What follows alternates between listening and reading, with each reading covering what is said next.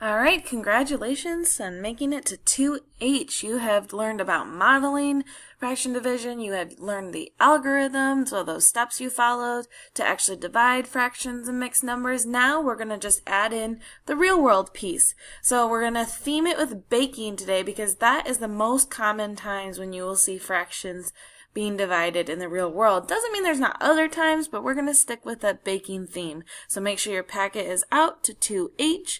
Make sure you have a pencil ready to go. We're going to do 2 problems together, and then you've got 3 practice problems on your own that you will try, and then check with the answer key before you do your level 2 assessment. Okay, so you'll get a chance to test all the knowledge you've learned in this level. So let's get started. So of course we're going to be reading right along, annotating the important parts to try and figure out what's the information we need. So this first problem says a 25-pound bag of flour contains 90 cups of the flour. A recipe for banana bread calls for 2.5 cups of flour per loaf. The baker needs to determine how many loaves of bread can be made from one 25-pound bag of flour. So you can kind of picture he's got this bag of flour, and when we measure that out in cups, it ends up being 90 cups in that 25-pound bag of flour. And in order to make his recipe for banana bread, the baker needs to use 2.5 cups of flour per loaf. So we know we're focusing on division, but it also kind of makes sense that we're dividing here because we have a certain amount, and then we're going to use that amount for each loaf that we make. So we're separating something out, splitting it up evenly. So I don't need that 25. I know sometimes we assume like, oh, 25, that's a number I need. Well, if we make sense of the problem, that's just telling us how big the bag is. We don't care about that right now. We just know that's how big the bag is, but what we really care about is that it actually equals 90 cups. So I'm going to deal with that 90 cups, and that we're going to be using 2.5 cups for each loaf. So since it's a division problem, I got to think, what is my dividend? What's my divisor? So the dividend is what I am dividing up, and what I'm going to be dividing are those 90 cups that's in that 25-pound bag of flour. So I need to divide up the 90, so that's my dividend. How am I going to divide that? By the 2.5 cups that I'm using for each loaf of bread in my recipe. So to set up my problem, and you can start writing this down, is 90 divided by 2.5. So I got the 90 cups of flour in the 25-pound bag. Then I'm going to divide by 2.5 that I'm using in each recipe, or what I use in the recipe to make the loaf of bread. So I'm going to be using the cups to make that.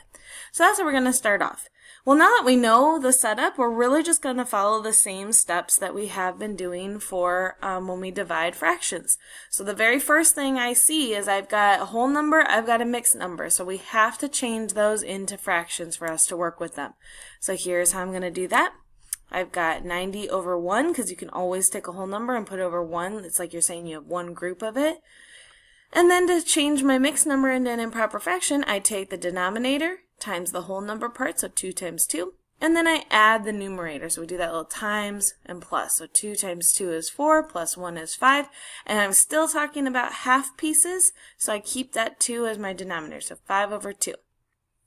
Now that I know that, I'm going to use that little trick, that keep, change, flip, where you keep the first number the same. You change to multiplication because you're going to multiply by the reciprocal, hence that flip. So we keep the first one the same, change to multiplication, and flip the second number, which then becomes a reciprocal. Okay? So now that I've done that, now I have 2 options. And you can choose which way you want to do it. I'm going to show you the way I prefer to do it, but if you would like to do it differently and see if you get the same answer, that's fine. But now you have the choice. You can either just multiply the numerators, multiply the denominators, multiply those numbers straight across, and then simplify your answer, or you can try and simplify your answer sooner by doing that cross-reduce trick. So when you look diagonally, you're trying to see if you could kind of like pull out the GCF, get that greatest common factor out of there, if possible. So if I look at 5 and 90, well, 90 ends with a 0, so I know 5 can go into it, and since I have 5 right here, I know 5 will go into itself, so I could divide both of these by 5. So if I do that, here's kind of how my work would look, and I'll explain my answer here in a second. So if I take 90 divided by 5, so basically I'm thinking 5 times what gives me 90? That would leave me with 18. And then if I do the same thing with 5, 5 divided by 5 is just going to leave me with 1. So I basically simplified these fractions ahead of time.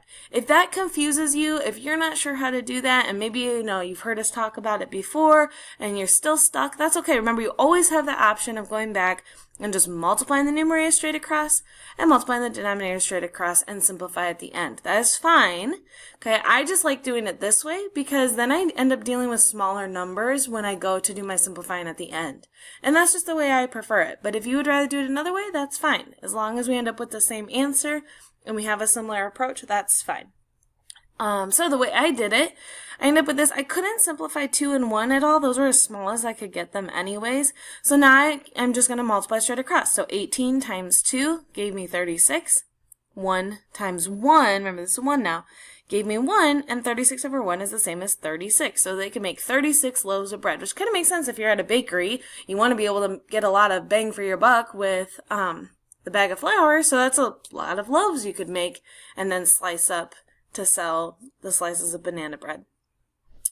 If you multiplied straight across, you would have had 180 and then divide that by 5, and again, you should still get 36. So you would have had 180 over 5, so then simplify that, you'd get 36 still if you did it correctly. So either way you want to do it, as long as you end up with all the steps up to here the same, and then your last step gets you to that 36 as your answer, then you're good to go. Remember, if you don't understand something or you need to go back and take a look, feel free to rewind the video. But we're going to move on to our next and final problem before you're going to get to practice on your own. So again, let's read through and figure out what information do we need. So we have, you are in the problem this time. You are baking a few cakes for the school bake sale. The recipe for the cakes calls for 2 3/4 cups of sugar for each cake. You have 5 1/2 cups of sugar to use for baking. How many cakes can you make for the bake sale? So again, thinking through this problem, I know we kind of assume it's division because that's what we're focusing on, but we want to make sure we understand why. So if I'm looking at this and I'm making sense of the problem, each cake needs 2 3/4 cups, and I have 5 1/2 cups to use for baking, so I know I'm going to be splitting something up evenly. So I'm going to be using that amount in each cake, so I know I'm dividing something up evenly. So I'm dividing on this one. So that means I need to figure out my dividend. So what I'm dividing? Well, I'm dividing up the 5 1/2 cups of sugar that I have to use for baking, and I'm going to divide that by 2 3/4 cups of sugar that I'm using for the recipe when I'm making each cake. So if I'm setting up my number sentence, I've got my dividend, 5 1/2, how much I have to use, the cups of sugars I have to use for baking, and 2 3/4 cups of sugar to use in each cake when I'm making the recipe. So again, I've got some mixed numbers, gonna need to change those to improper fractions. So I get 2 times 5 is 10, plus 1 is 11, and I still keep my denominator the same. 4 times 2 is 8, plus 3 is 11 as well, and again, keep the same denominator. So I got 11 halves and 11 fourths. And I'm still dividing, so make sure you always do this step, and then you can do the keep, change, flip. If you try and do all the steps in one, you're probably going to make a mistake and forget to flip. I've seen it happen. I've even done it myself, so I really suggest that you do this step separately before you get to multiplying by the reciprocal. Okay, so now I keep the first one the same, change to multiplication, and flip, so I'm multiplying by the reciprocal. So now I've got 11 halves times 4 11ths. So this is one that I love to cross reduce on, and I'll tell you why.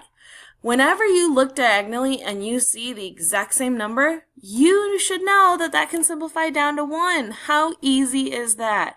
And again, I understand if cross reducing doesn't make sense in your head, that's totally fine. We all think differently, but that's just a helpful hint. If you see the same number diagonally, you should know that those both can be divided by that number, so then it goes down to 1. And then 4 and 2 is great too, because you can divide them by 2. So the 2 goes down to a 1, and the 4 goes down to a 2. So now look how low those numbers are, how easy that is. So we could do 1 times 2 gives us 2, 1 times 1 gives us 1, simplify that to 2, so 2 cakes. Now, if that was too difficult for you to do the cross reducing, if that was confusing to you, wasn't making sense in your head, that's fine. You could always just multiply straight across and get 11 times 4 is 44, 2 times 11 is 22, and 22 fits into 44 2 times. So you should still get the same answer, even if you don't cross reduce. I just like to do it because I like getting those low numbers. It makes me happy, makes it so much easier to deal with, and I can do it all in my head. But that's me. You might have a different approach. So we ended up with 2 cakes in this problem. And those are some helpful hints to get yourself started. The biggest thing is figuring out what are you dividing, how are you dividing it. Once you got that, it's simply following our algorithm where we might need to change to mixed numbers. If they're already fractions, we don't need to, but we might need to. We keep change flip, simplify, and get our answer. So you got 3 problems to go and practice. Feel free to look back at these examples to help. Check your answers with the answer key, and then you should be ready for your level 2 assessment. Good luck. You got it.